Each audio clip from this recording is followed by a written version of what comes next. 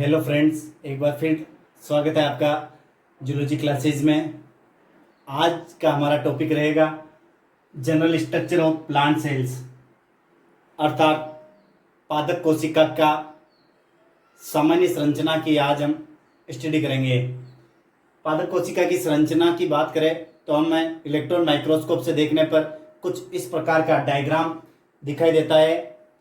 Plant cells की बात करें तो ये एक यूकेरियोटिक प्रकार की सेल्स है, जैसा कि एनिमल सेल्स थी।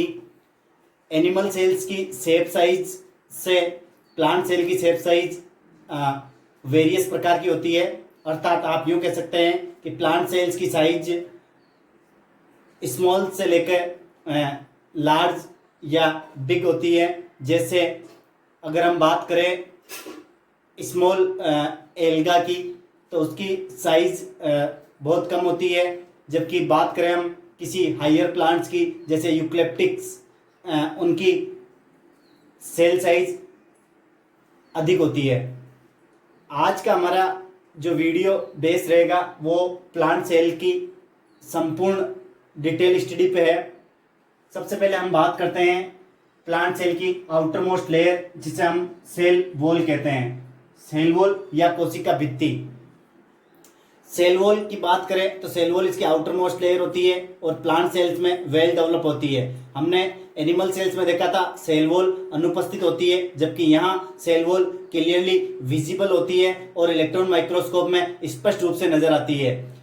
सेल वॉल की उपस्थिति के कारण ही प्लांट सेल्स का जो सेल ऑर्गेनेल्स है या साइटोप्लाज्म है या साइटोप्लाज्मिक जो मैट्रिक्स है वो प्रोटेक्ट रहता है। आप यूँ कह सकते हो कि सेल की आकार को या शेप साइज को मेंटेन बनाए रखने के लिए सेल वॉल एक अनिवार्य कंपोनेंट है या घटक है। इसके अलावा सेल वॉल सेल के भीतरी एटमॉस्फेयर को रगड़ से, हीट स्ट्रोक से या विभिन्न प्रकार की गतिविधियों से बचाने का कार्य करती है। तो आप कह सकते हो कि सेल वॉल एक तरह से प्रोटेक्शन लेयर का कार्य करती है। ये दृढ़ होती है, जबकि नॉन इलास्टिक होती है, अप्रत्यास्थ प्रकार की होती है। और आप यूं कह सकते हो कि प्लांट सेल की सेल वॉल डेड प्रकार की होती है, अर्थात निर्जीव होती है। क्यों? क्योंकि इसमें किसी प्रकार का कोई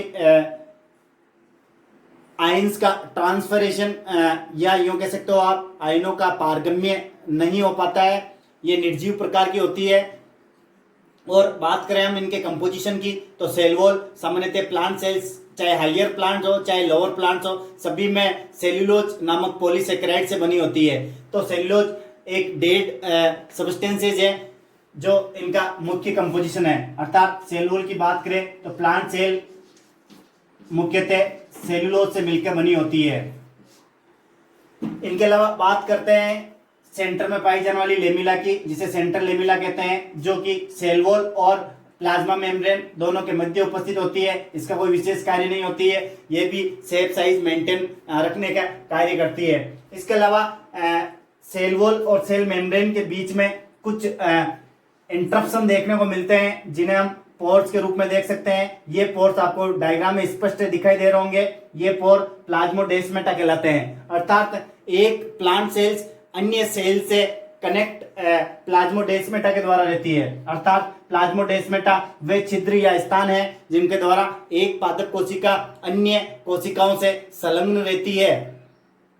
बात करते हैं सिस्टोल की, तो सिस्टोल इनमें पाए जाने वाला इंट्रासेल्यूलर फ्लूइड है, अर्थात अंतराकोशिकीय पदार्थ है जो जल के रूप में या इनऑर्गेनिक कंपाउंड या ऑर्गेनिक कंपाउंड के रूप में उपस्थित हो सकता है। ये आयनों के परिवहन में एवं आयनों के संश्लेषण में सहायक होता है।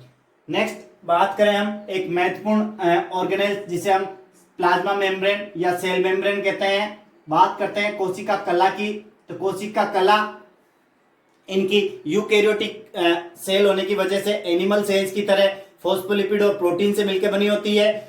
आपने सिंगर और निकोलसन का यूनिट मेम्ब्रेन मॉडल पढ़ा होगा, उसमें आपने देखा होगा कि सिंगर और निकोलसन ने प्लाज्मा झिल्ली की संरचना को विस्तृत तरीके से समझाया है, जिनमें 2 फॉस्फोलिपिड की परत होती है और बीच में एक प्रोटीन परत होती है।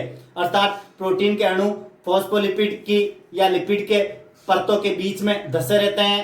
सामान्यतः इनकी संरचना की बात करें तो प्लाज्मा मेम्ब्रेन या सेल मेम्ब्रेन की शेप की बात करें तो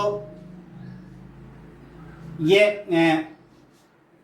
आयताकार या रेक्टेंगुलर होती है। इसके अलावा बात करें इसकी साइज की तो ये लगभग 75 से 100 एंगस्ट्रॉम इसकी साइज देखने को मिलती है, चाहे प्लांट सेल हो चाहे एनिमल सेल हो। इनमें सामान्यतः लगभग 75 से 100 एंगस्ट्रॉम इनकी साइज होती है। बात करते हैं हम प्रोटीन लेयर की तो वो 15 से 20 एंगस्ट्रॉम लेयर होती है। और बात करते हैं हम लिपिड या फॉस्फोलिपिड की तो वो 30 से 35 एंगस्ट्रॉम चौड़ाई की या मोटाई की परत होती है।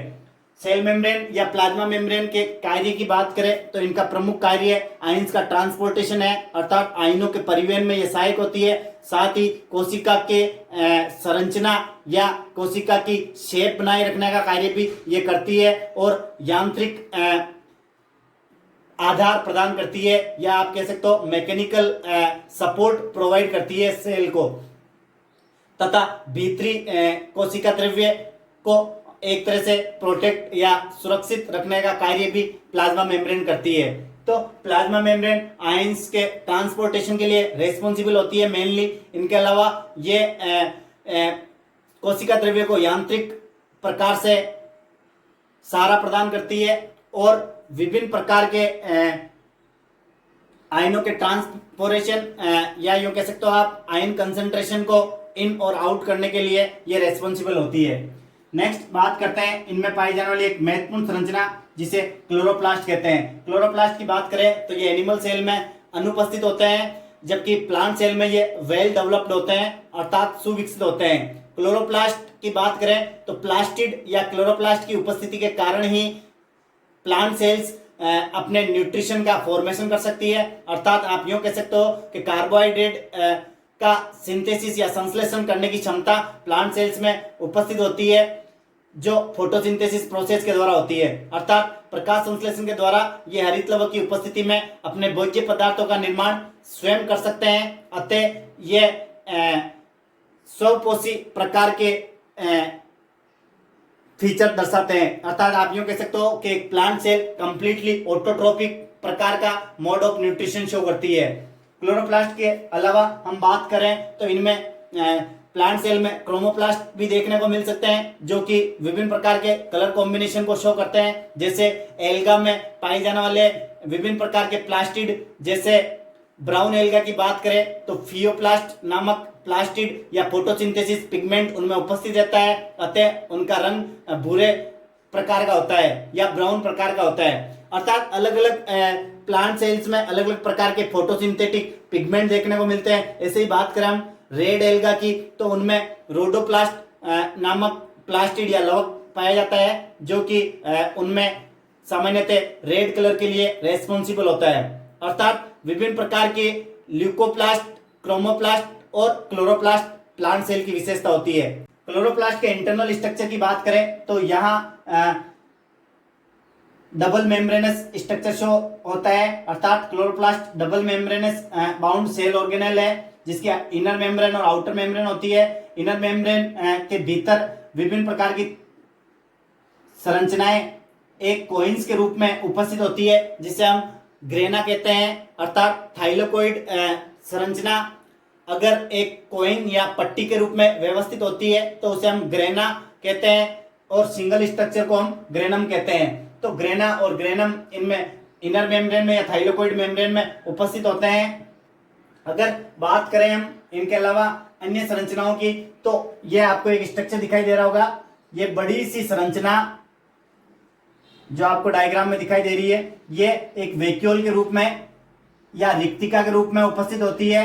ये सामान्यतः पेरिफेरल रीजन में उपस्थित होती है, जिसकी वजह से न्यूक्लियस प्लांट सेल का सेंटर में सिचुएटेड नहीं रह पाता है, क्योंकि ये दीर्घित प्रकार की होती है और आकार में बड़ी होने के कारण न्यूक्लियस को परिधि की तरफ रिप्लेस कर देती है। इसकी वजह से पादप कोशिका का केंद्रक मध्य में स्थित नहीं हो पाता है या नहीं रह पाता है, क्यों? क्योंकि इसकी साइज अधिक होती है।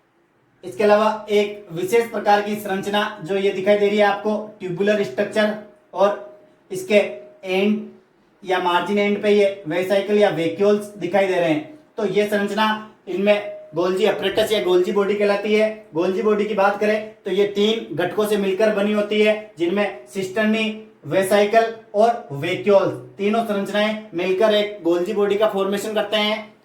इनमें अगर बात करें तीनों संरचनाएं कौन कौन सी, तो सिस्टर्नी या सिस्टर्ना प्लस वेसाइकल या आयश्य प्लस वैक्यूल्स, इन तीनों संरचनाओं से मिलकर एक गोल्जी बॉडी बनी होती है, जिसे हम गोल्जी अपरेटस कहते हैं। बात करते हैं प्लांट सेल्स की, तो प्लांट सेल्स में ये लेस डेवलप होते हैं। गोल्जी बॉडी की बात करें तो ये लेस डेवलप होते हैं, अर्थात कम विकसित होते हैं। आप सब जानते हैं कि प्लांट सेल्स में इन्हें एक सामान्य टर्म से डिफाइन किया जाता है, जिसे हम डिक्टियोसोम कहते हैं।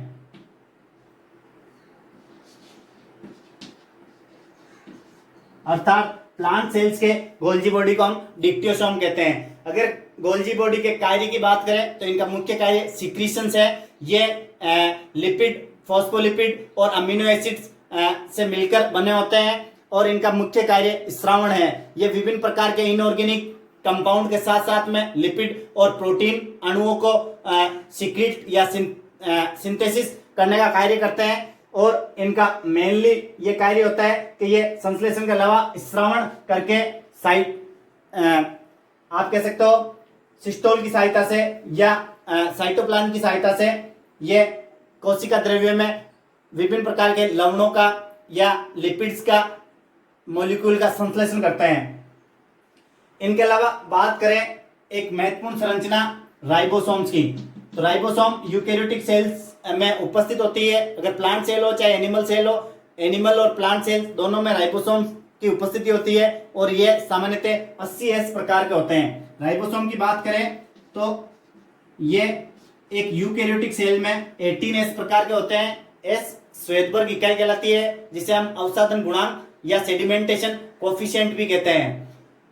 80S राइबोसोम्स 2 सब यूनिट से मिलकर बनी होती है, जिनमें 50S और 40S प्रकार के rRNA देखने को मिलते हैं। अर्थात 2 सब यूनिट 50S और 40S rRNA से मिलकर ये राइबोसोम्स बने होते हैं। राइबोसोम्स को सामान्यतः सेल का इंजन कहते हैं, इसे कोशिका का इंजन भी कहते हैं। चाहे प्लांट सेल हो चाहे एनिमल सेल्स हो, दोनों में ये प्रोटीन सिंथेसिस का मुख्य कंपोनेंट है, या आप कह सकते हैं इन्हें प्रोटीन की फैक्ट्री भी कहते हैं। क्यों? क्योंकि ये प्रोटीन संश्लेषण का कार्य करते हैं। तो प्रोटीन संश्लेषण का कार्य करने के कारण इन्हें कोशिका का इंजन या प्रोटीन की फैक्ट्री उपनाम से भी जाना जाता है।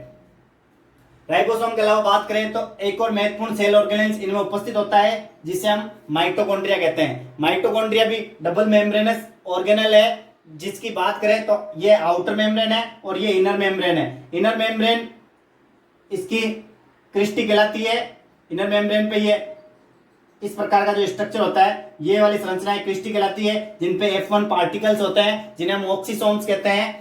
माइटोकॉन्ड्रिया आप सबको पता है कि ये सेल का पावर हाउस कहलाते हैं। क्यों? क्योंकि एटीपी का प्रोडक्शन करने का कार्य सेल में माइटोकॉन्ड्रिया ही करते हैं। तो माइटोकॉन्ड्रिया सेल का पावर हाउस है या कोशिका का शक्तिगृह कहलाते हैं, जो कि सामान्यतः कोशिका में वो ऑक्सीकरण द्वारा ऊर्जा उत्पन्न करते हैं। ये ऑक्सीकरण के द्वारा ऊर्जा या एटीपी का सिंथेसिस करते हैं, जो कि सेल की विभिन्न प्रकार की मेटाबॉलिज्म में सहायक होती है।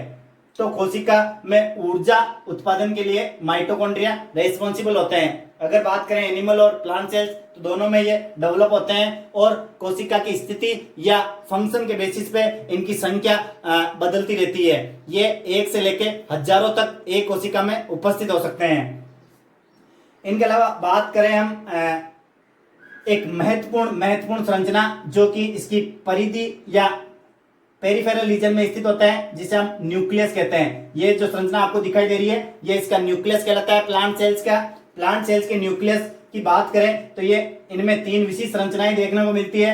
ये जो आउटर लेयर के रूप में जो दिखाई दे रही है, ये इसकी न्यूक्लियर मेम्ब्रेन कहलाती है, जिसे हम केंद्रक झिल्ली कहते हैं। इस केंद्रक के बाहर का जो आवरण होता है वो केंद्रक झिल्ली द्वारा घिरा रहता है। केंद्रक झिल्ली जिसे न्यूक्लियर मेम्ब्रेन के अलावा हम कैरियोथिका भी कहते हैं।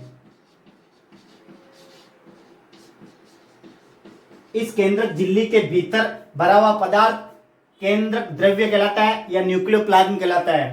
तो केंद्रक में केंद्रक द्रव्य, केंद्रक झिल्ली और एक विशिष्ट संरचना जो कॉम्पैक्ट प्रकार की संरचना ये आपको दिखाई दे रही होगी, सघन प्रकार का या डेंस प्रकार का सबस्टेंसेस युक्त संरचना आपको दिखाई दे रही होगी, ये न्यूक्लियोलस कहलाती है, जिसे हम केंद्रिका कहते हैं, जो आरआरएनए के सिंथेसिस के लिए रेस्पॉन्सिबल होती है। अर्थात आरआरएनए के फॉर्मेशन के लिए केंद्रिका उत्तरदायी होती है, जो राइबोसोमल आरएनए को बनाने का कार्य करती है।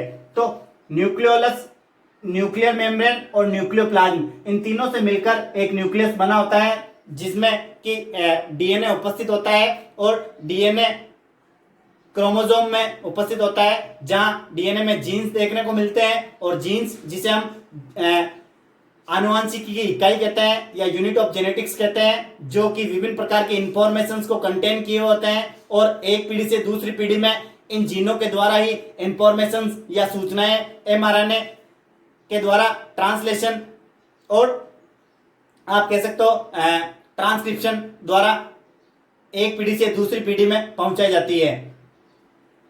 तो ये इसका जेनेटिक मटेरियल इसी न्यूक्लियस रीजन में स्थित होता है। इनके अलावा ये न्यूक्लियस से अटैच्ड एक नलिकाकार संरचनाएं आपको दिखाई दे रही होगी। ये नलिकाकार संरचनाएं एंडोप्लाज्मिक रेटिकुलम या अंत्यप्रदेवीय जालिका कहलाती है। अंत्यप्रदेवीय जालिका की बात करें तो अंत्यप्रदेवीय जालिका भी दो प्रकार की होती है, जिसमें स्मूथ एंडोप्लाज्मिक रेटिकुलम या चिकनी अंत्यप्रदेवीय जालिका और रफ एंडोप्लाज्मिक रेटिकुलम या खुरदरी अंत्यप्रदेवीय जालिका होती है। स्मूथ एंडोप्लाज्मिक रेटिकुलम की बात करें तो ये कार्बोहाइड्रेट के अलावा अन्य विभिन्न प्रकार के पदार्थों का सिंथेसिस करने का कार्य करती है, जैसे ग्लाइकोजन है, फॉस्फोलिपिड्स है, इनका सिंथेसिस करने का कार्य करती है। जबकि बात करें हम रफ एंडोप्लाज्मिक रेटिकुलम तो इसका मेनली ये कार्य होता है, आप स्टूडेंट नोट कर लेना, ये कार्बोहाइड्रेट के सिंथेसिस का कार्य करती है। अर्थात रफ एंडोप्लाज्मिक रेटिकुलम कार्बोहाइड्रेट के संश्लेषण के लिए उत्तरदायी होती है, जबकि smooth endoplasmic reticulum glycogen, lipid और फॉस्फोलिपिड के सिंथेसिस या अमीनो एसिड के सिंथेसिस के लिए उत्तरदायी होती है। अगर बात करें इनकी पोजीशन की तो केंद्रक से सटी हुई नलिकाओं के रूप में जहां राइबोसोम इनके साथ संलग्न नहीं होते हैं, ऐसी नलिकाएं या अंत्यप्रदेवीय जालिकाएं स्मूथ प्रकार की होती है, अतः इसे चिकनी अंत्यप्रदेवीय जालिका कहते हैं। और परिधि की तरफ केंद्रक से डिस्टेंट या दूरी पर जो नलिकाएं अंत्यप्रदेवीय जालिका इसके रूप में स्थित होती है, जिसमें राइबोसोम, ये मैंने पिंक कलर के राइबोसोम डॉट डॉट के रूप में अटैच कर रखे हैं, ये आपको स्पष्ट दिखाई दे रहे होंगे। ये राइबोसोम्स की उपस्थिति के कारण इनकी सतह खुरदरी प्रकार की होती है, अतः इसे रफ एंडोप्लाज्मिक रेटिकुलम भी कहते हैं, जिसका मेनली फंक्शन कार्बोहाइड्रेट का सिंथेसिस है। इनके अलावा हम बात करें कुछ और संरचनाओं की, तो एक प्लांट सेल्स में सेल ऑर्गेनेल्स के रूप में हम बात करें तो वैक्यूल्स उपस्थित होती है, प्लास्टिड या क्लोरोप्लास्ट उपस्थित होता है, गोल्जी बॉडी डिक्टियोसोम के रूप में उपस्थित होती है, माइटोकॉन्ड्रिया उपस्थित होता है। इनके अलावा लाइसोसोम इनमें एब्सेंट होते हैं। सेंट्रियोल की बात करें तो सेंट्रियोल भी इनमें अनुपस्थित होते हैं। क्यों? क्योंकि सेंट्रियोल अनुपस्थित होने की वजह से इनमें अनेस्टल का फॉर्मेशन होता है, अर्थात तर्कुतंतु का फॉर्मेशन नहीं हो पाता है। जबकि हमने एनिमल सेल्स में देखा था सेंट्रियोल वहां उपस्थित होते थे जो स्पिंडल फाइबर का फॉर्मेशन करते थे, तो यहाँ सेंट्रियोल और लाइसोसोम देखने को नहीं मिलते हैं। तो स्टूडेंट्स, ये थी एक प्लांट सेल्स के बारे में डिटेल स्टडी। आई होप आपको मेरा वीडियो पसंद आया होगा। अगर मेरा वीडियो पसंद आया तो आप इसे अधिक से अधिक लाइक, शेयर और सब्सक्राइब करें और मेरे यूट्यूब चैनल जूलॉजी क्लासेज के रिंग बटन को हिट करें, ताकि आने वाले दिनों में नए नए वीडियो के अपडेट आपको मिलते रहें। धन्यवाद।